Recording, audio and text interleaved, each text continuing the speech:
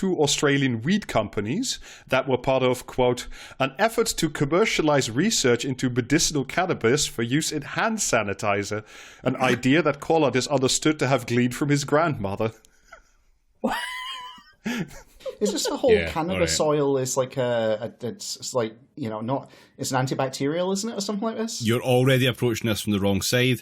The guy had a lot of sanitizer left over from COVID. And Sanitex. Yeah, you're right. Was it his real grandma, or was he just trying to get the AI to teach him how napalm works? If you eat too much of the weed sanitizer, is that sanitizer nap time?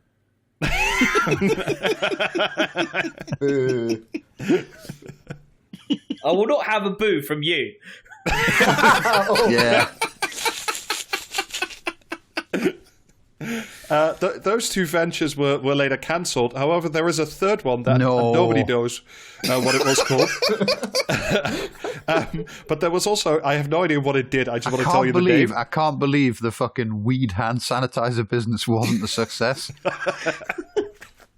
He also registered a third one. I have no idea what it did, but it was called Smoko. SMOKO. 420, wash hands every pee.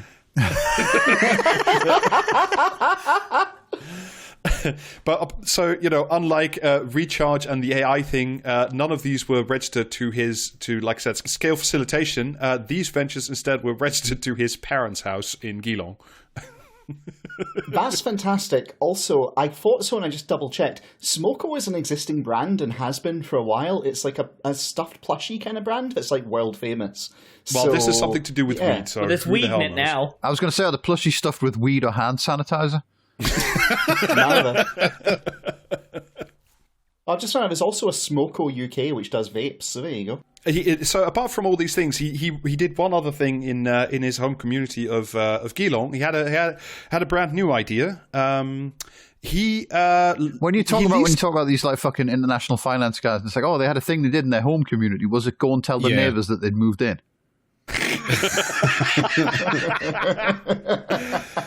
No, giant fish that blocks out the sun. Yeah.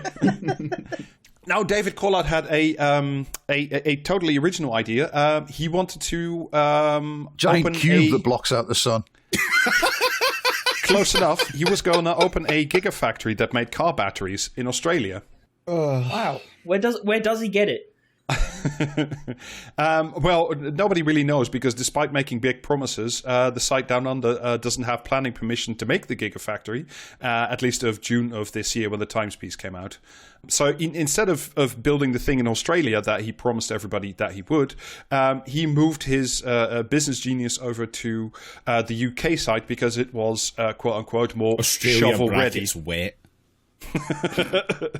No, it's because the UK site near Blythe was more shovel-ready. That's because somebody else had poured the foundation, basically.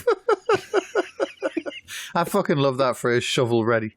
I wish literally all of these cunts were shovel-ready, to be honest, like.